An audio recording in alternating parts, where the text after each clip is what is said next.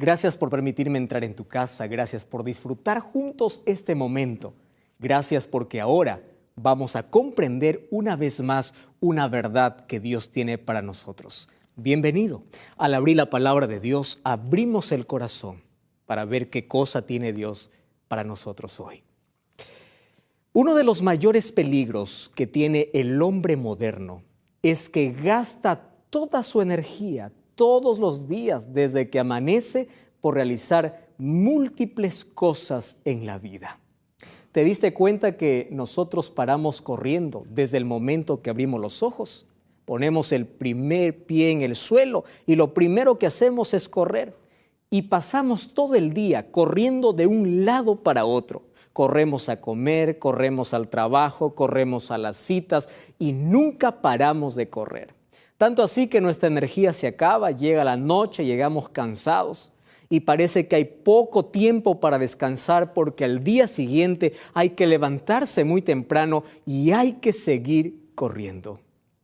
No es novedad que nosotros vivimos en un mundo de alta velocidad y es más, a todos los seres humanos se nos mide por la capacidad de hacer más cosas. Si una empresa quiere contratar a algún trabajador, vamos a ver si es que esa persona puede realizar cosas cada vez más rápidas, porque para el mundo, mientras más rápido eres, es mucho mejor. No podemos negar que la velocidad nos ha traído grandes ventajas, pero ¿sabes tú cuál es la gran desventaja de todo eso? Es que hoy tenemos gente corriendo para todo lado, gente ocupada para todo lado, y mientras más ocupado estás, más preocupado caminas. ¡Qué interesante! Mientras más ocupado, más preocupado. Parece que mientras más gastas energía en esta vida y en lugar de hacer mayores cosas a mayor velocidad y más rápidas, la gente no tiene tiempo para descansar.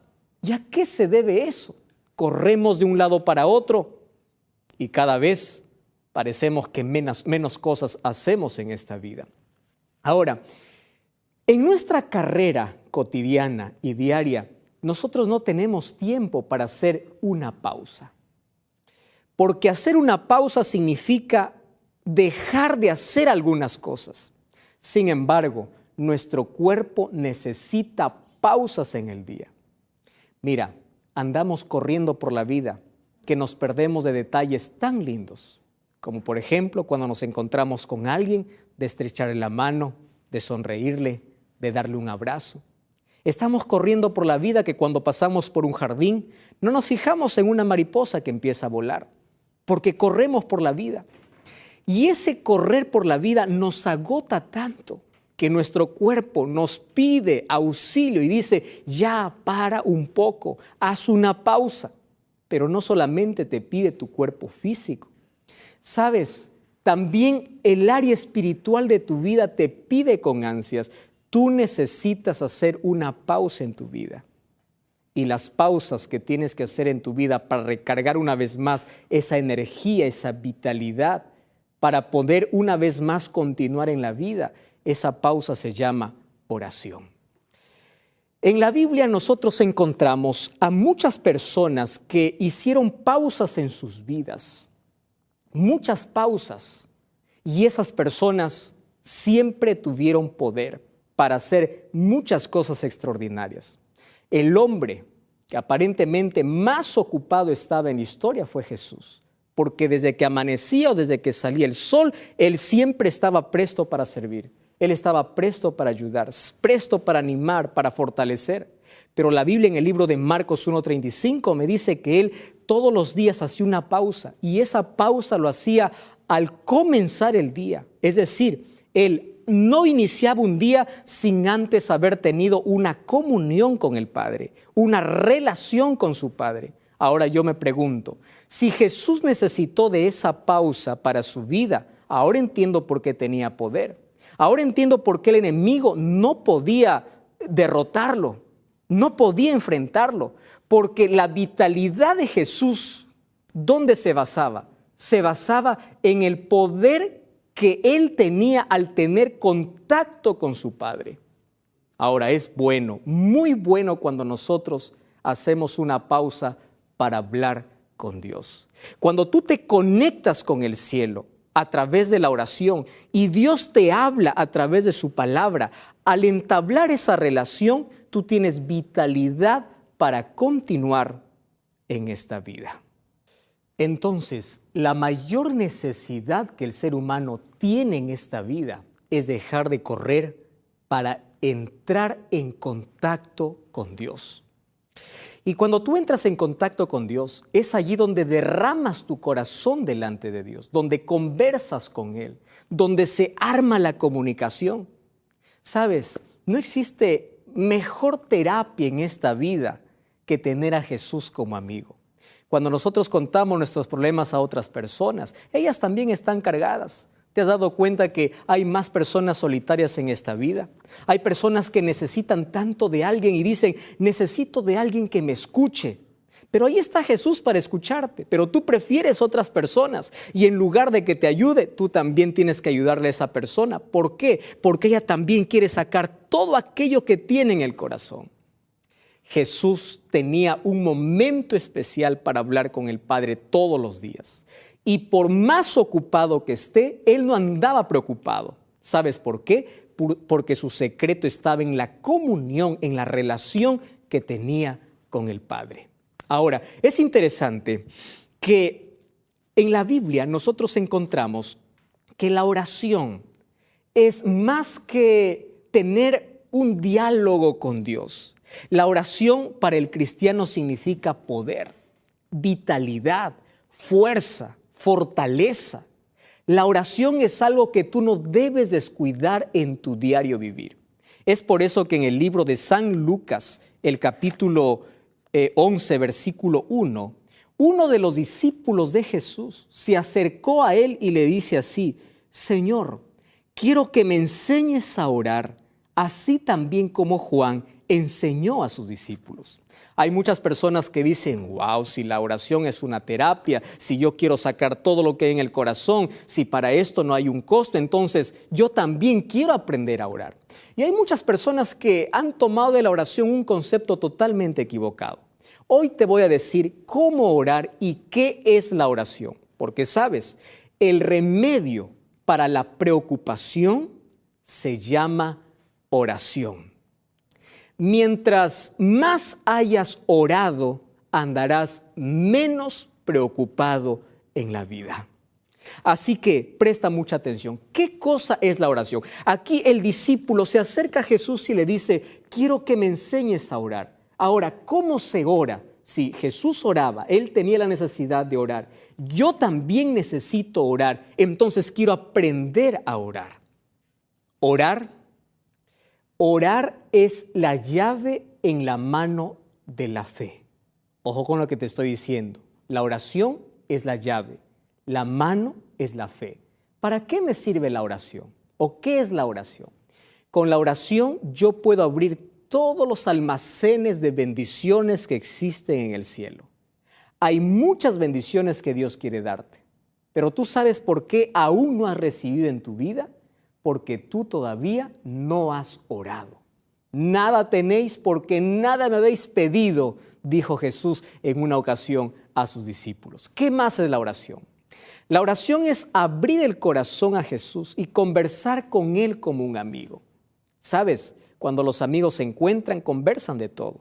Así también debe ser tu comunicación con Jesús. Cuando tú oras, solamente tienes que arrodillarte, o mientras viajas, o mientras haces tus cosas y tus pensamientos están dirigidos a Dios. Esa es la oración, ese es un diálogo, una conversación. Allí cuéntale tus derrotas, tus fracasos, dile que es injusta la vida. Saca todo aquello que tienes dentro de ti. Tú no puedes estar cargando tantas cosas. Derrama eso delante de Dios. La oración va a sacar de tu mente todas aquellas preocupaciones porque te va a hacer fuerte y vas a empezar a ver a un Dios poderoso, un Dios milagroso, un Dios grande. Entonces, la oración no es una repetición de palabras, no. La oración es un diálogo con Dios, donde tú puedes conversar con Él como un amigo. Sí, así como conversas con tu mejor amigo, puedes contarle a Dios todo aquello que está en tu corazón. No es una repetición mecánica. No, olvídate de aquellas cosas que te enseñaron. Ahora empieza a conversar. Es una comunicación abierta con Dios. ¿Qué cosa más es la oración? La oración es el aliento del alma y es el secreto de poder. Cuando hablo aliento del alma, hemos hablado que el alma necesita comer, el alma necesita beber, pero también el alma necesita respirar. Ahora yo te pregunto, ¿cuánto tiempo puede demorar una persona o vivir una persona sin respirar? Probablemente sin comer algunos días, sin tomar sed, o sin tomar agua también algunos días. Con la sed no puedes morir rápidamente, pero sin respirar tú no puedes vivir. Una persona entonces que no ora es una persona que camina en la vida pero está muerto por dentro, porque la oración es como la respiración. Cada paso, cada día, cada acción debe convertirse en una oración. Ahora tú entiendes por qué tantos fracasos, por qué tantas heridas, por qué tantas malas decisiones, por qué siempre la ruina. Lo que te falta es orar más. Lo que te falta es, antes de tomar una grande decisión, mucha oración. Te librará de heridas, de fracasos y de tantas cosas que en esta vida tú puedes evitar. Orar entonces es el aliento del alma, es el secreto de poder. Hay otra cosa más que debes conocer acerca de la oración. Cuando tú oras, tú no estás informando a Dios, porque Dios conoce todo de ti. Él sabe. Tú no dices, oh Señor, yo te voy a contar que estoy pasando por una crisis. Dios conoce tu crisis. Ahora entonces, pastor, ¿por qué tengo que orar si Dios ya sabe? La oración tiene el objetivo de que tú aprendas a depender de Dios, de que aprendas a aceptar la voluntad de Dios. Y es más, cuando tú oras, entablas una comunión tan estrecha con Dios. Y esa comunión, ese fortalecimiento, esa relación con Dios como tu amigo, hace de que tú puedas ver las cosas de una manera diferente. Muchas veces después que oramos, las cosas no cambian. Las cosas siguen igual. Tú puedes orar por un trabajo y puede ser que al día siguiente tú sigas sin trabajo. Pero ¿sabes qué cosa ha cambiado dentro de ti? La manera como tú enfrentas la vida. Ahora ya no lo enfrentas con desesperación, porque sabes de que eso está en las manos de Dios. Si la oración no cambia las cosas, entonces termina siempre cambiándote el corazón. Eso es lo maravilloso de la oración. Ahora, si hay una cosa que el enemigo de Dios va a impedir, va a hacer todo lo posible en la vida para que no hagas, es para que tú no busques a Dios a través de la oración. Él odia que tú ores. Él te va a distraer, te va a poner muchas otras cosas. Y ojo con lo que te voy a decir. Va a hacer que tú puedas andar tan ocupado en la vida para que puedas seguir preocupado sin buscar una solución en Dios. A Él le encanta que tú no tengas esa comunión con Dios, porque si tú rompes esa comunión con Dios, estás perdido. Estás perdido en la vida. Ahora, la oración hace que los seres humanos podamos, más que tener un contacto, una comunión con Dios, la oración también tiene que ver mucho con nuestra salud física. Sí, mucho. Mira, las preocupaciones nos traen muchos problemas, pero mientras yo tenga más oración, tengo menos preocupación. Y si tengo menos preocupación, yo tengo menos problemas de salud, menos problemas físicos, menos problemas mentales. Entonces, por tu salud, ora. Por tu salud, ora. A partir de hoy, cambia cada preocupación por una oración. Si tú quieres estar en pie en la vida frente a las tormentas, a las dificultades, entonces tú tienes que orar más. De rodillas delante de Dios es la manera como uno se mantiene en pie en esta vida. Ahora, muchas veces a través de la oración ocurren cosas totalmente increíbles. Por ejemplo, por la oración, mujeres estériles han dado a luz un hijo. La oración ha hecho milagros extraordinarios, ha traído la vida de alguien que ya murió. Veo ese ejemplo en el Antiguo Testamento. La oración hace realmente cosas extraordinarias. Personas que estuvieron desahuciadas por los médicos, por la oración, una vez más fueron restauradas. Pero algo más puede hacer por ti la oración. Mira lo que dice el libro de Filipenses, capítulo 4, el versículo 6. Me encanta mucho este versículo, esta expresión, esta palabra hoy es para ti. 4:6 dice así: por nada estéis afanosos, si no sean conocidas vuestras peticiones delante de Dios con toda oración y ruego y con acción de gracias. Aquí la Biblia me da algunos conceptos de vital importancia para mí. Por ejemplo, en primer lugar me dice, por nada te afanes. ¿Tú sabes qué significa nada? Nada es nada. Y tú puedes decir, pastor, eso está mal. Yo tengo que andar preocupado por algo. Entonces, o la Biblia está equivocada o yo estoy equivocado. La Biblia no puede estar equivocada. Puede ser que yo esté equivocado. Entonces, mira lo que dice el texto. Tú no te vas a afanar por nada en la vida cuando tú oras. Es decir, en lugar de gastar energía preocupándote en esas noches de insomnio, en lugar de estar gastando tu vida preocupándote, empieza a gastar tu vida orando delante de Dios, porque cuando tú entregas tus problemas a Dios, tus preocupaciones a Dios, tus cargas cambian de hombro. Ahora ya no las cargas tú, ahora las dejas en las manos de Dios. Por nada estéis afanosos. A mí me encanta esta expresión, por nada. ¿Qué cosa es nada? Nada es absolutamente nada. La promesa de Dios es que si tú clamas a Él de todo corazón, Él siempre te va a responder. Jeremías 33:3 dice, clama a mí y yo te responderé. Yo te enseñaré cosas grandes y ocultas. Es allí cuando muchos me dicen, pastor, yo estoy orando a Dios, estoy pidiendo a Dios muchas cosas y parece que Dios no me responde. Querido, Dios siempre responde. Muchas veces Dios nos responde a través de su palabra. ¿Cómo quieres una respuesta de Dios cuando tienes la palabra de Dios cerrada? Cada vez que tú oras, busca también la respuesta que Él tiene para ti en su palabra. Muchas veces Dios te dice, sí. Otras veces Dios te dice, yo veo el futuro y yo tengo algo mejor. Así que no te voy a decir no, solo te voy a decir que tengo algo mejor para ti.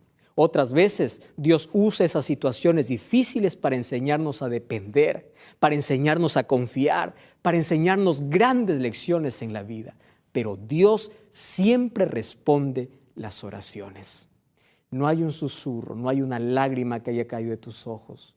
No hay una palabra que haya salido de tus labios que Dios no haya podido escuchar. Hay muchas personas que tienen mucho miedo, andan preocupados por esta vida.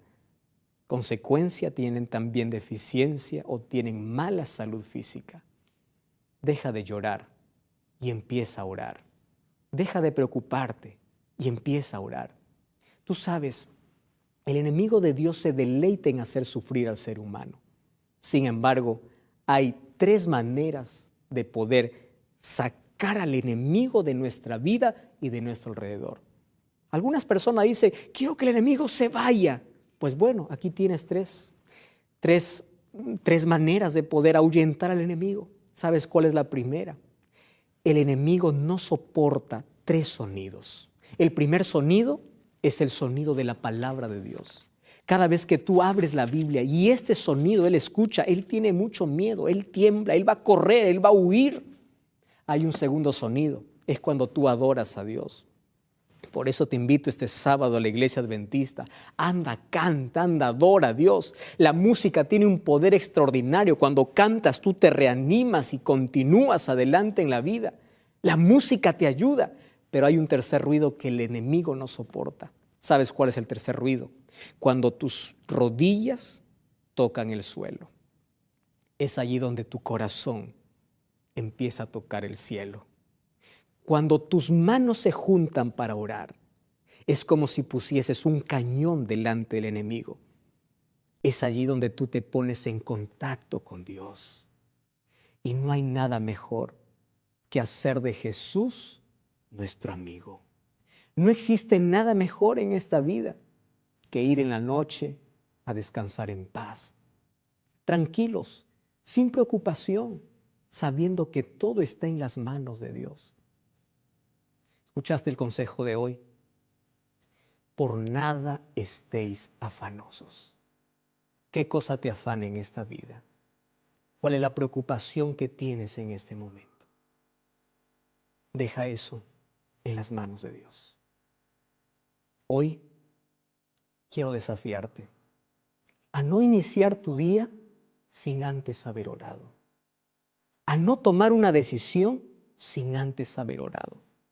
A no hacer nada en esta vida sin antes haber consultado con Dios. Te librarás de fracasos, te librarás de heridas, de decepciones, de tantos peligros. Dios siempre está dispuesto a escucharte. ¿Tienes problemas? ¿Sabes cuál es la distancia entre un problema y su solución? Es la distancia de tus rodillas hacia el suelo. En esta noche tú puedes entregar todas tus preocupaciones en las manos de Dios a través de la oración.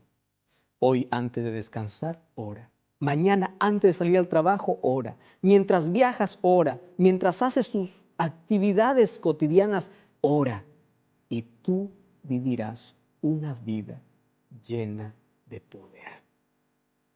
¿Podemos ser libres de preocupaciones? Sí. Más oración, menos preocupación. ¿Quieres orar conmigo? Querido Dios, gracias porque tu palabra me enseña a dejar mis preocupaciones en tus manos. He cargado muchas cosas pesadas en mi vida. Hoy te los entrego a ti para que tú puedas llevarlos. Enséñame a orar. Enséñame a hacer de ti mi amigo cada día a través de la oración. Toma mi vida, mis problemas, mis preocupaciones. En el nombre de Jesús. Amén. Recuerda, la verdad os hará libres. La verdad te da libertad y te prepara para la eternidad.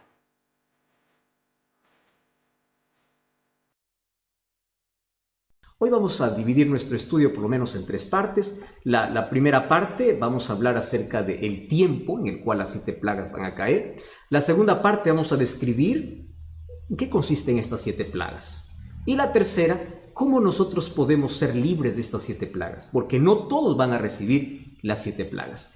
Cuando pueda describirte todo este contexto de en qué tiempo va a caer las 7 plagas, cómo van a ser las 7 plagas y cómo poder escapar las 7 plagas, tú ya no te vas a dejar impresionar por cualquier comentario que por allí veas, porque tú vas a saber relacionar perfectamente lo que acontece en la vida con la palabra de Dios, ¿correcto? Y para eso nosotros tenemos que hablar sobre cómo la Biblia ilumina nuestro camino en el sentido de que nos hace conocer el futuro. Préstame atención. Dios tiene un calendario divino. Parte de su calendario fue revelado con exactitud al ser humano, incluso con fechas exactas. Sin embargo, los acontecimientos finales, antes de la venida de Jesús, no tendrían ya una fecha exacta en cuestión de un año o un día. Pero sí, Jesús nos dejó señales, acontecimientos que ocurrirían antes de su segunda venida. Y ese es el calendario profético que nosotros tenemos que hoy conocer. ¿Correcto? Entonces, en esta primera parte, yo quiero hablarte de ese calendario divino. Primero, ¿por qué la gente siempre tiene miedo cuando nosotros hablamos acerca de las 7 plagas? 7 plagas, uno se estremece y dice, no, eso es mentira, eso es bíblico, eso es un tema bíblico. Y las 7 plagas hoy vamos a descubrir que tiene que ver incluso con el amor y la justicia de Dios. Pero ¿cómo unir la ira divina con el amor divino? Porque para muchos esto es un tema que le da un escalofrío, esto es un tema que dice, no, esto, por eso es que no leo Apocalipsis, porque ahí encuentro plagas. Espera un momento, vamos a entender en primer lugar por qué. En primer lugar, yo quiero que tú entiendas algo. Dios no tiene placer en el sufrimiento del ser humano. Lo que Dios quiere es acabar con el pecado. Y cuando la Biblia habla de 7 plagas, está hablando de la ira de Dios. Y esto puede parecer extraño. ¿Cómo que Dios tiene ira si Él es amor? ¿Cómo es posible? ¿Cómo poder entender las 7 plagas que describe Apocalipsis con el amor de Dios? Entonces, préstame atención. La ira divina en su plenitud está reservada solamente para un día donde Dios acabará con el pecado para siempre. Escúchame bien, Dios quiere acabar con el pecado, pero Dios ama hoy al pecador. El problema es que el pecador se aferra al pecado. Y como no hay manera de que éste deje el pecado, Dios, por terminar por completo con el pecado, tiene que acabar también con aquel que se aferra al pecado. Ahora, tú puedes decir, pastor, pero todos somos pecadores. Eso es verdad. El problema está cuando el ser humano rechaza la gracia divina y se aferra al pecado. Ahora, la ira divina está relacionada en sí con la santidad divina. ¿Por qué razón? Mira, Dios es tan santo, y su pureza es tal que contemplar el mal le produce ira. Solo que la ira de Dios no es una ira pecaminosa, no es una ira humana. La ira humana es vengativa, es manchada por el egoísmo. La ira humana es venganza, es descontrolada. No, la ira divina no tiene que ver con un descontrol, como estamos acostumbrados a hablar de la ira humana. No, la ira humana o la ira divina tiene que ver con la impureza y la injusticia de los hombres y el deseo de Dios por acabar con aquello que maltrata la vida de sus hijos, con aquello que hace sufrir a sus hijos, con la idea de poder acabar con el pecado. Entonces, la santidad de Dios expone el pecado. Y cuando lo expone el pecado, se opone al pecado. Esa oposición al pecado se llama la ira de Dios. ¿Correcto? Por eso es que la Biblia habla de 7 plagas. Ahora, préstame atención aquí.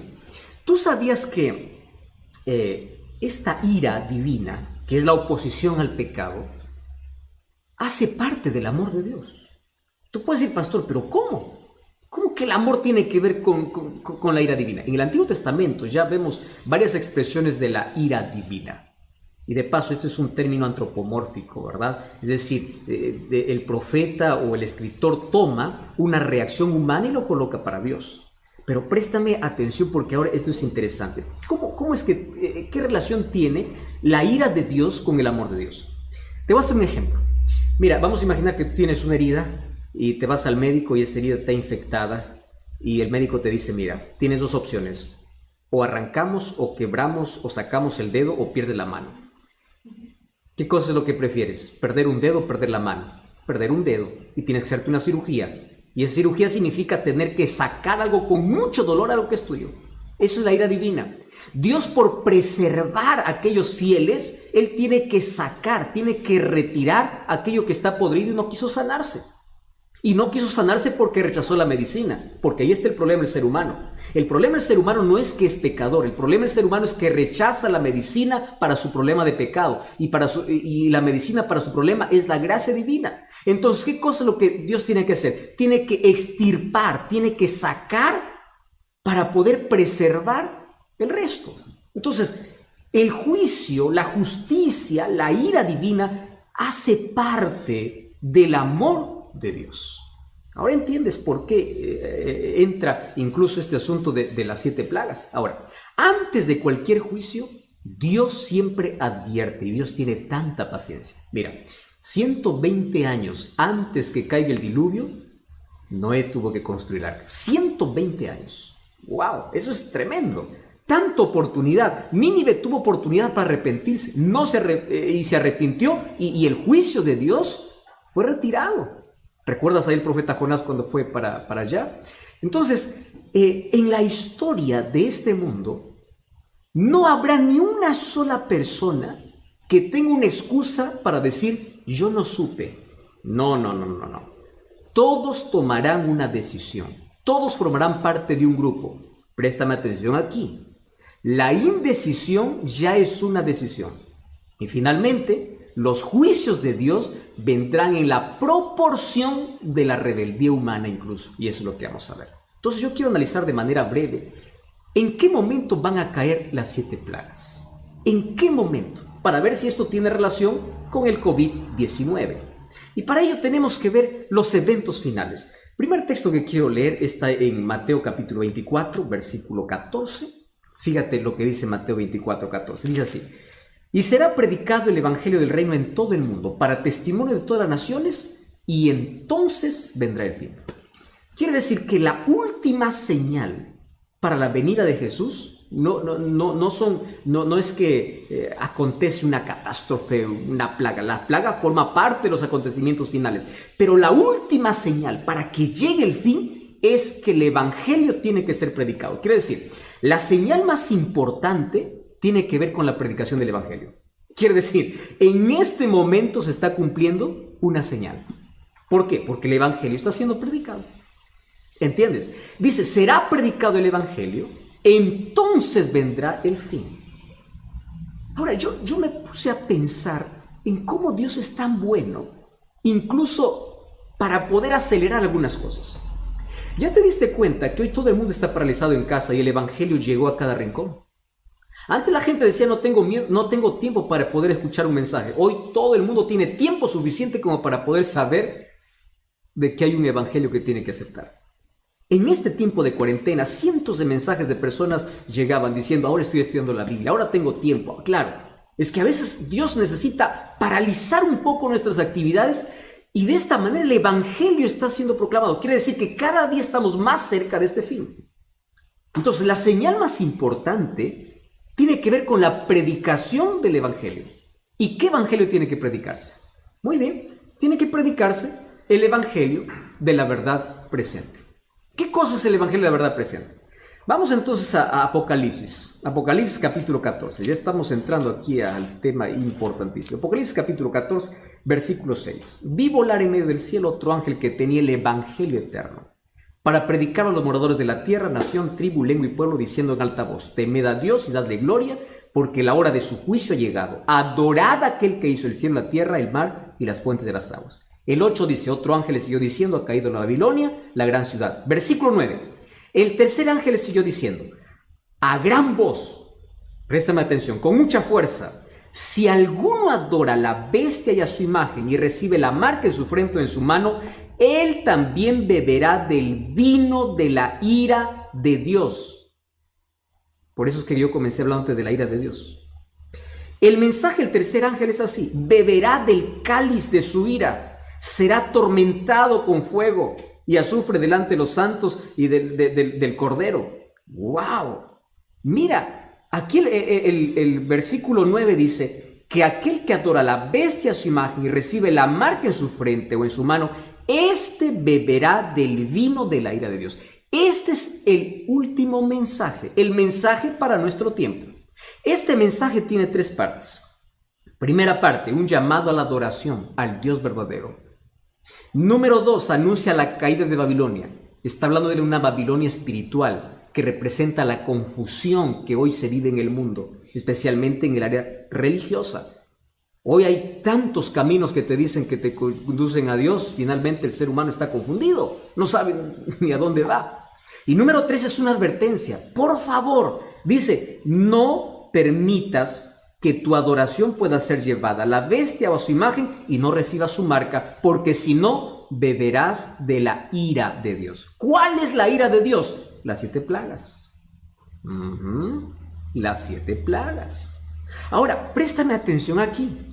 Mira lo que dice allí el capítulo 18, versículo 4.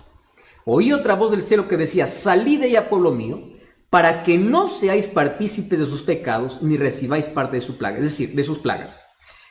Quiere decir que las plagas van a ser derramadas sobre aquellos que no escucharon el último mensaje de advertencia que Dios tiene para el mundo. Por eso es que el evangelio tiene que ser predicado. Y el evangelio tiene una advertencia. Adora a Dios, porque si no adoras a Dios, estás adorando a la bestia. Ahora te voy a decir quién es la bestia. Entonces dice que la ira de Dios, el juicio de Dios, viene sobre los impíos. Por eso el llamado de Dios es salir de la confusión, salir de la tradición, salir de la argumentación humana y ven a formar parte de un pueblo, porque si no sales, si tú sigues viviendo en esa confusión, si rechazas el llamado de Dios, vas a formar parte de ese pueblo que recibe las 7 plagas. Eso no es una amenaza, eso es una advertencia que con amor Dios hace para que tú no puedas pasar por eso. Y aquí nos está explicando en qué parte del calendario divino nosotros estamos. Entonces la pregunta es, ¿este mensaje se está predicando? Sí. La pregunta es, ¿tu iglesia predica este mensaje? ¿Sobre el juicio?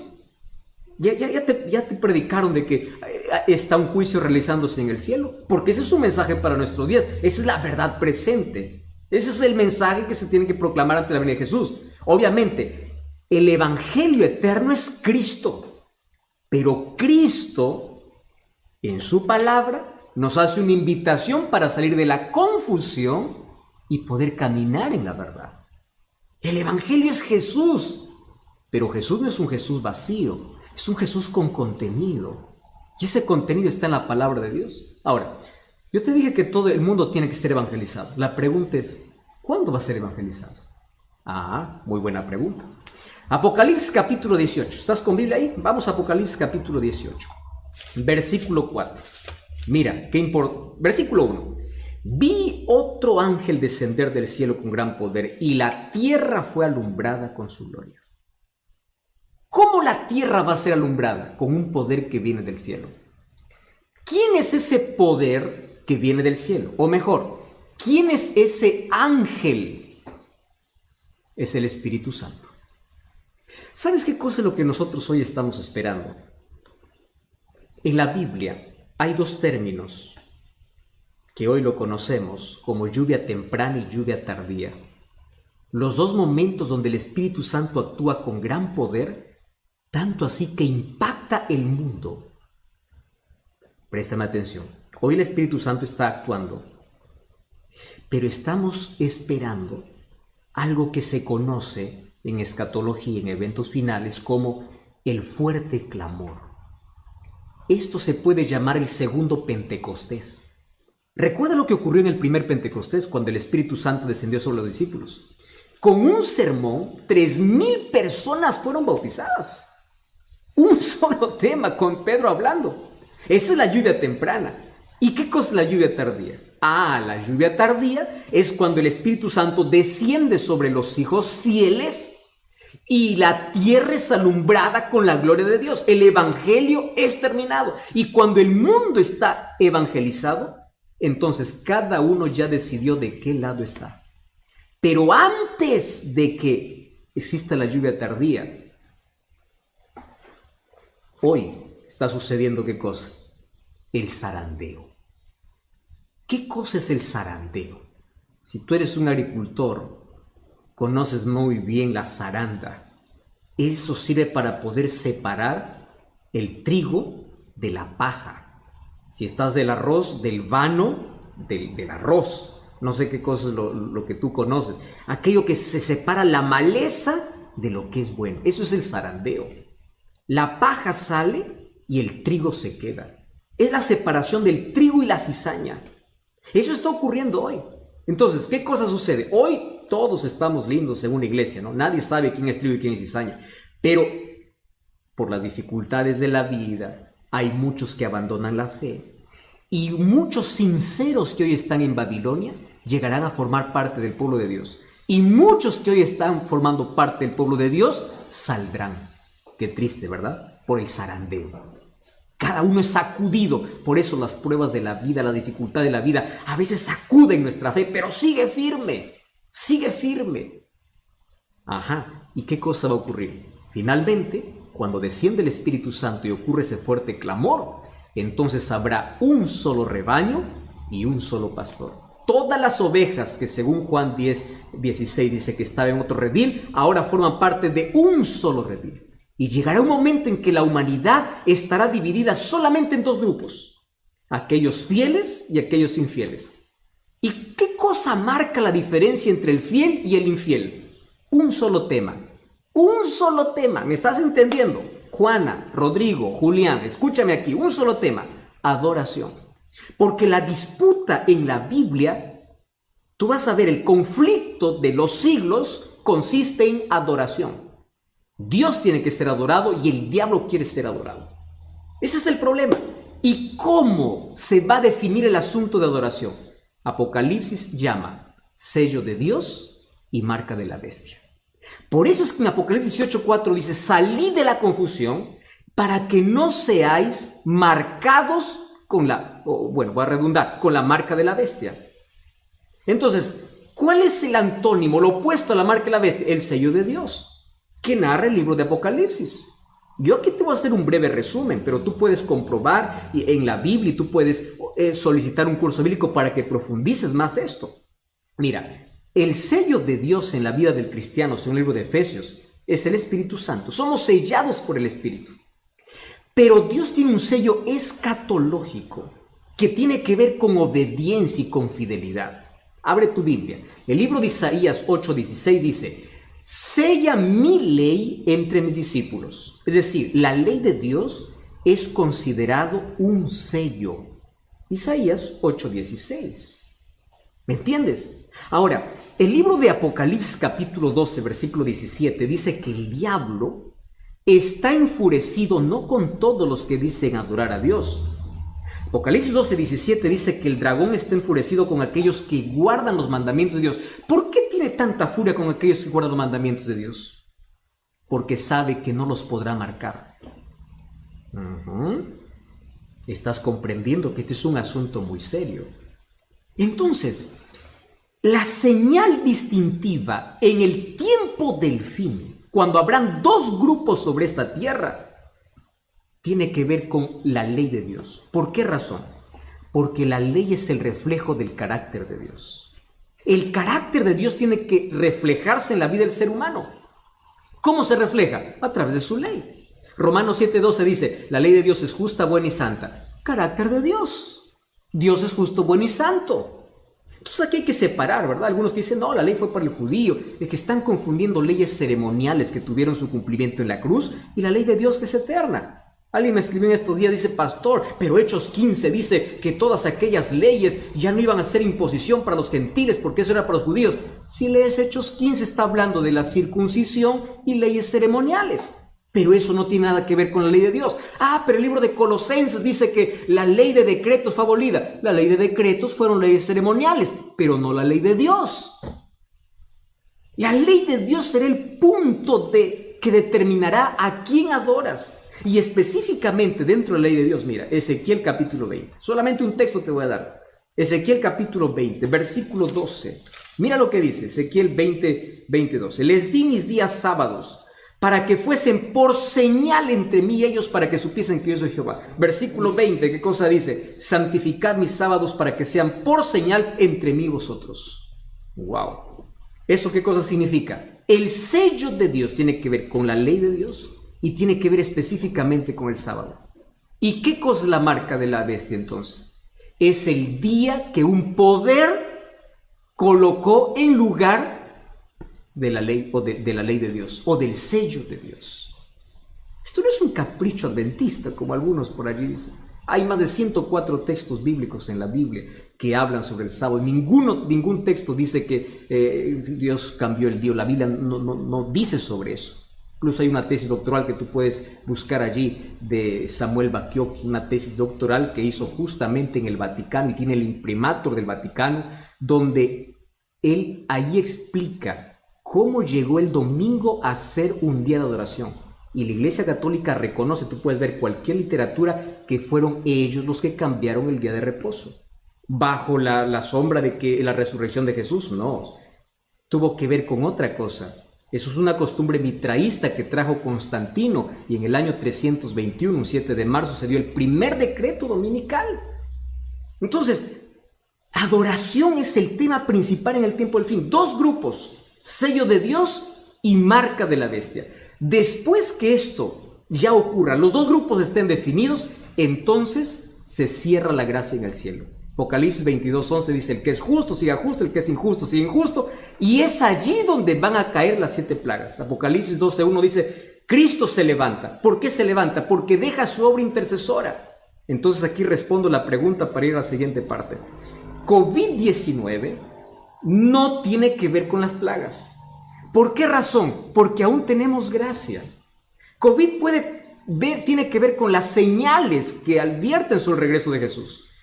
Pero mientras tengamos gracia, todavía significa que las plagas no han caído, porque Cristo sigue siendo nuestro intercesor. Tú puedes decir, pastor, ¿y por qué estás seguro que hay gracia? Porque el Evangelio sigue siendo predicado. Cuando termine la gracia, el Evangelio no más será predicado, porque no habrá más arrepentimiento. Hoy es el día de oportunidad. Hoy el Espíritu Santo está trabajando, porque los juicios que vendrán sin misericordia, y el llamado que Dios hace es salir de la confusión, para que tú no seas sellado, para que no seas desobediente, para que formes parte del pueblo que obedece los mandamientos de Dios. Vamos a esta parte. ¿Cómo es que las 7 plagas van a caer? ¿En qué momento van a caer? Entonces, en primer lugar, entendimos que el mensaje del primer ángel es adora a Dios. Y el tercer ángel dice, sal de Babilonia, porque si no sales, vas a recibir las plagas. ¿Cuándo van a caer las plagas? Vamos a Apocalipsis capítulo 15. Vamos a hacer aquí un breve resumen, ¿correcto? Apocalipsis capítulo 15. Vamos a leer el versículo 8. Dice, el templo se llenó de humo por la gloria de Dios y su poder. Nadie podía entrar en el templo hasta que se hubiesen cumplido las 7 plagas. ¿De qué templo está hablando? El santuario celestial. Hoy Cristo es nuestro intercesor. Hoy es nuestro abogado. ¿Correcto? Un día Cristo saldrá, dejará de ser nuestro intercesor. Si tú me preguntas, pastor, ¿hay fecha para eso? No, nadie sabe. Nadie sabe cuándo termina la gracia. El asunto es que cuando termina la gracia, Cristo deja de ser nuestro intercesor, comienzan a caer las 7 plagas. Y allí el versículo 16, capítulo 16 dice, oí una voz que decía, id y derramad las 7 copas de la ira de Dios. Esta ira viene sin misericordia.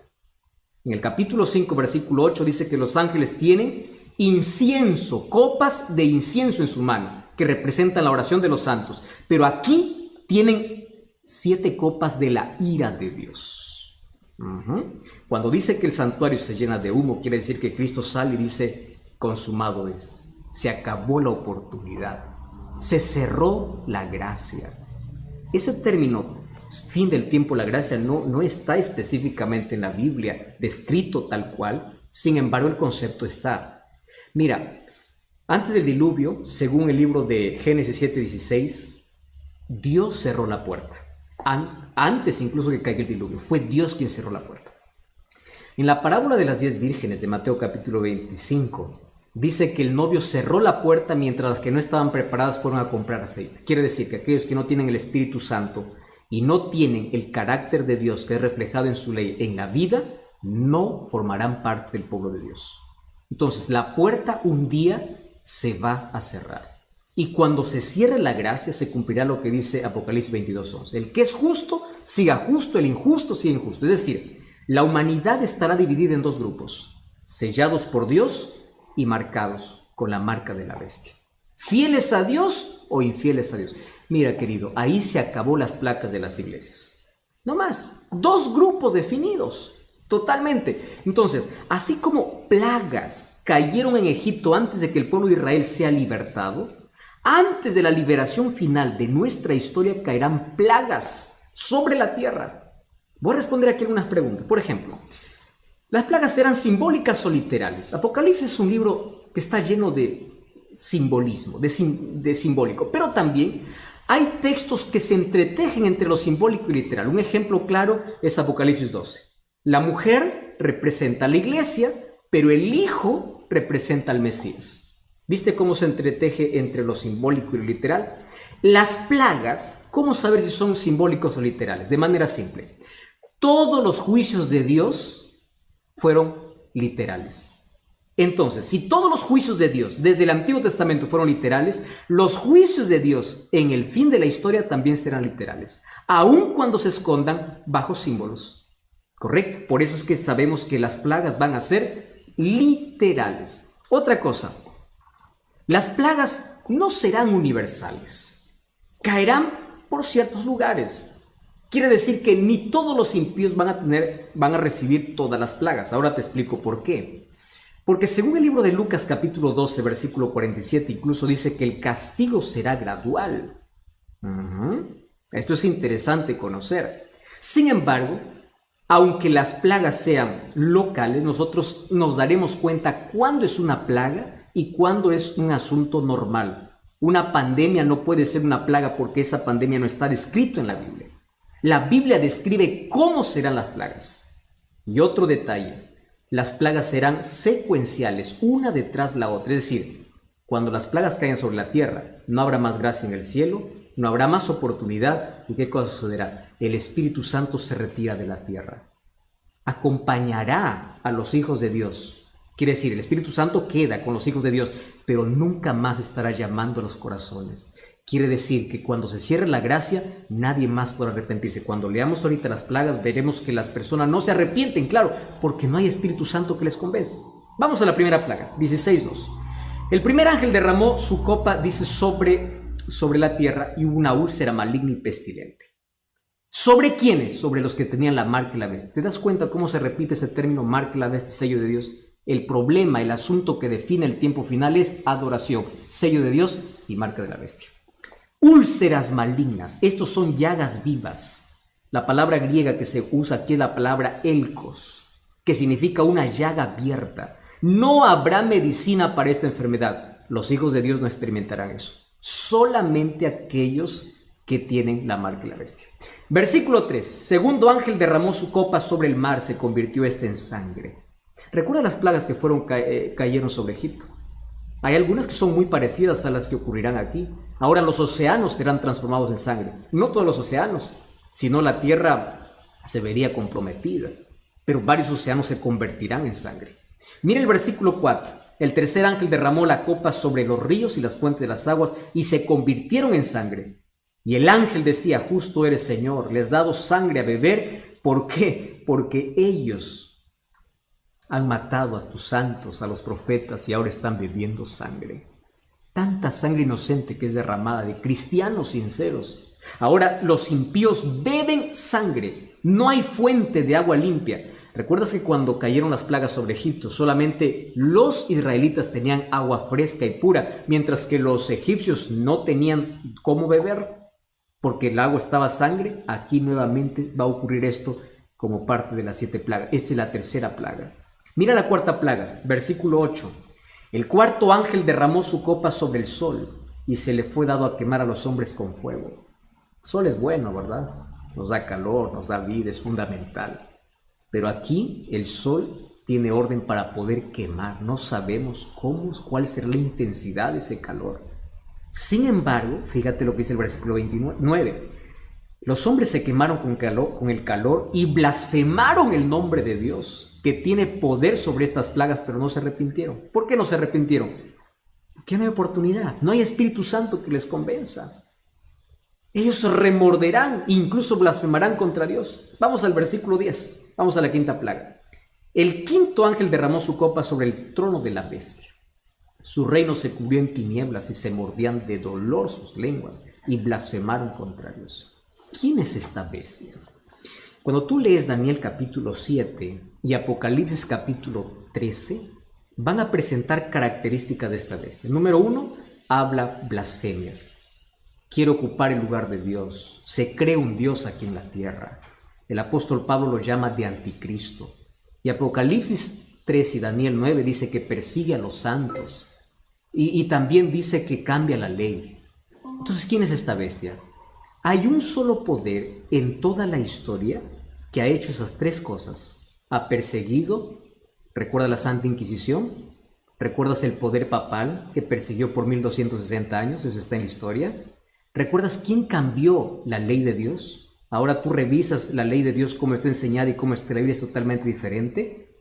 ¿Recuerdas quién es el que quiere ocupar el lugar de Dios aquí en la tierra, incluso queriendo perdonar pecados? Entonces, esta bestia en profecía, no es un término peyorativo. Bestia significa poder. Bestia es el sistema papal, el poder papal. ¿Correcto? Entonces, dice que esta plaga llega justo a su trono. ¿Qué significa? Se llena de tinieblas. ¿Recuerdas que esta fue la 9ª plaga para los egipcios?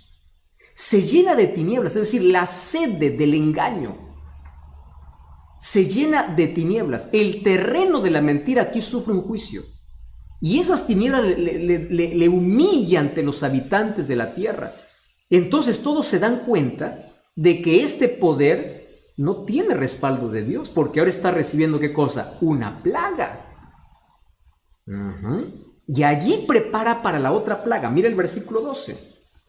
El sexto ángel derramó su copa sobre el río Éufrates y el agua se secó para que estuviese preparado el camino a los reyes del oriente. Esto es simbólico. ¿Qué significa agua?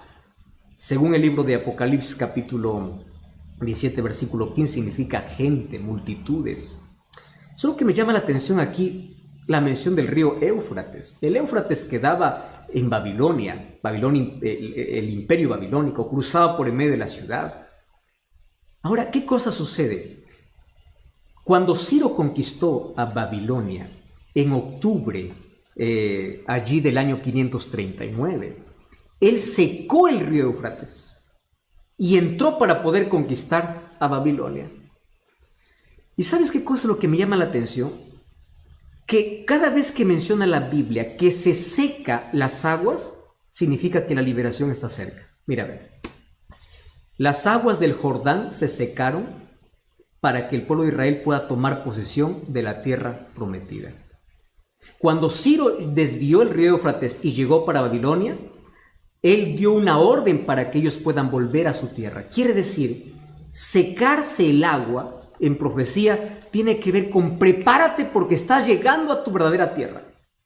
La mención Reyes del Oriente hace referencia a Jesucristo mismo. Entonces, ¿qué significa esta plaga? Esta plaga significa toda la gente que estaba apoyando a la bestia, a ese poder político religioso, todos esos empiezan a abandonarle, se secan las aguas, la gente lo abandona porque se da cuenta que no tiene respaldo divino.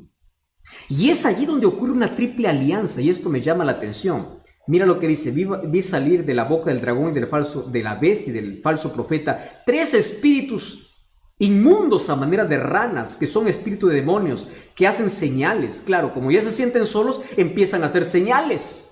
¡Wow! Esto es interesante. Aquí hay una alianza diabólica. Y dice que todo esto se prepara para la última batalla, que es la batalla del Armagedón. De paso, la batalla del Armagedón no es un conflicto bélico con armas, es un conflicto espiritual.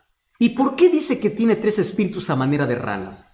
Resulta que las ranas en las plagas para Egipto fue la última señal que los magos pudieron hacer.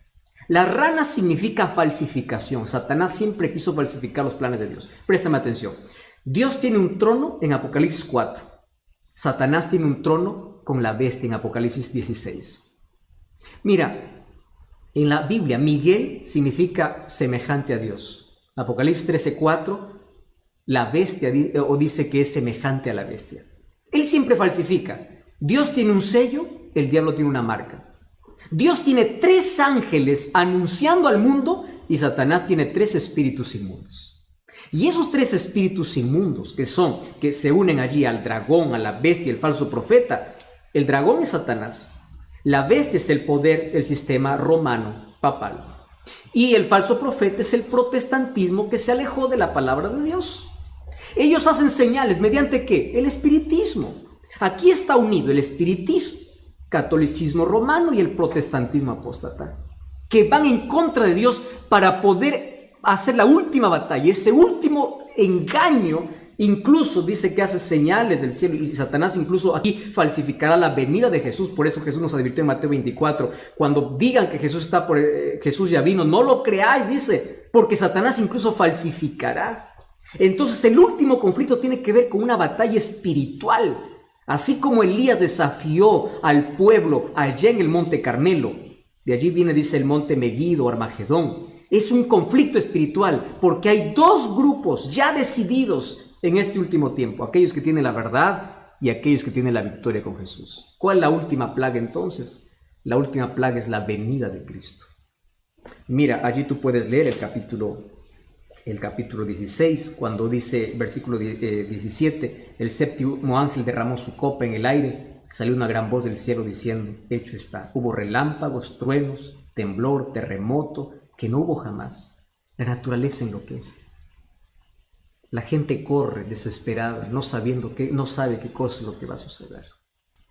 La última parte es cómo yo puedo librarme de todas esas plagas. Y aquí yo tengo una invitación para hacerte. Mira, el libro de Isaías, capítulo 33, versículo 16, Dios tiene una promesa para nosotros. Isaías, capítulo 33, versículo 16, dice: Este habitará en las alturas, fortaleza de roca será su lugar de refugio, se le dará su pan y sus aguas serán seguras. Las plagas no caerán sobre los hijos de Dios. Salmo 91 dice: Aquel que habita bajo el abrigo del Altísimo morará bajo la sombra del Omnipotente. Salmo 121 dice: el sol no te quemará de día, no te fastidiará. Sabes, hay tantas promesas para aquellos que aman a Jesús. Y el llamado de Dios es: sal de Babilonia, sal de la confusión. Sabes que hoy hay más de 34,000 religiones en el mundo. Todas ellas dicen tener la verdad. ¿Cómo saber cuál es la verdad? Abre la Biblia. Quiero que sepas una cosa: la placa de una iglesia no salva. Quien te salva es Cristo. Pero por favor, quiero que entiendas que Cristo tiene un pueblo que levantó en esta tierra, que tiene como base la verdad. Es un pueblo profético. Dios levantó. Busca una iglesia no con miembros perfectos, que tenga la palabra de Dios como fundamento, como base de todas sus doctrinas.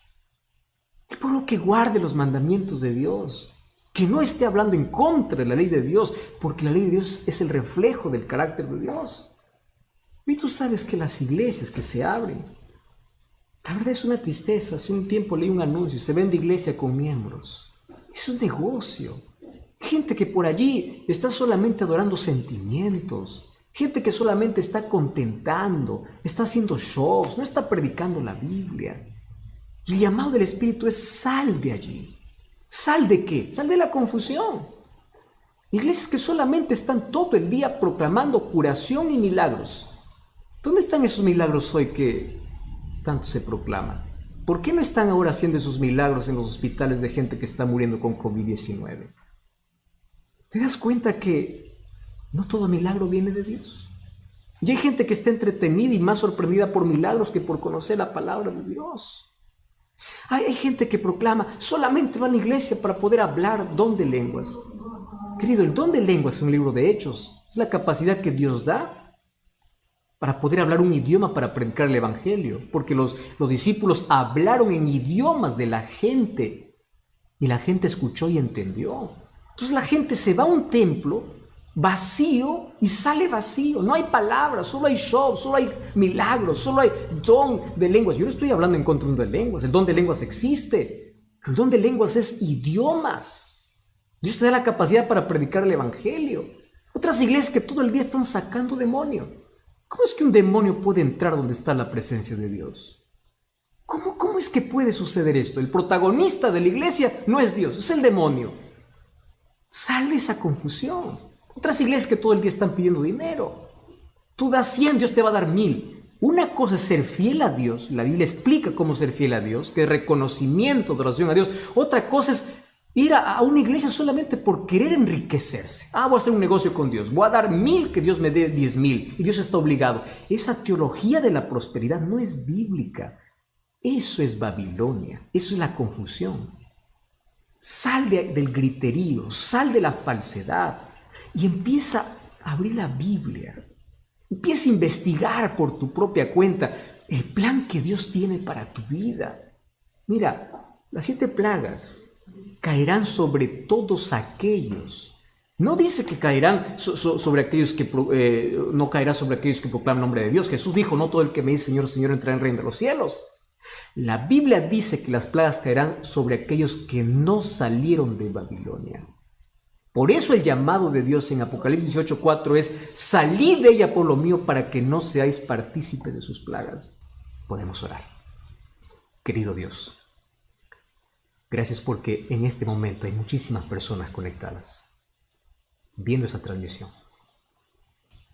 Tu Santo Espíritu ya vino trabajando en el corazón de ellos.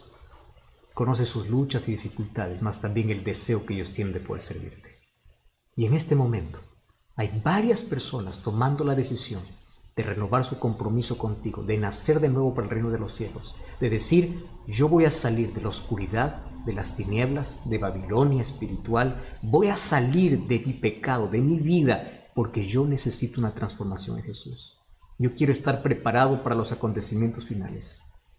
Gracias porque las cosas que hoy están aconteciendo despiertan nuestro interés, pero gracias porque tu Santo Espíritu coloca tu palabra en nuestro corazón y nos invita a salir de la Babilonia espiritual. Y hoy queremos formar parte de tu pueblo. Bendice todas aquellas decisiones y cada pedido de oración también que llegó hoy en esta transmisión. Abrázanos con tus promesas. Queremos ser libres de esas plagas porque estamos refugiados en Jesús, porque tú eres nuestro Salvador. Danos tu bendición en el nombre de Jesús. Amén. Amén. Que el Señor te bendiga. Abro mis brazos aquí para decirte gracias por acompañarnos y un grande, grande abrazo para ti. Siéntete abrazado por Cristo. Siéntete abrazado por cada promesa de Dios. Dios te bendiga. Hasta la próxima.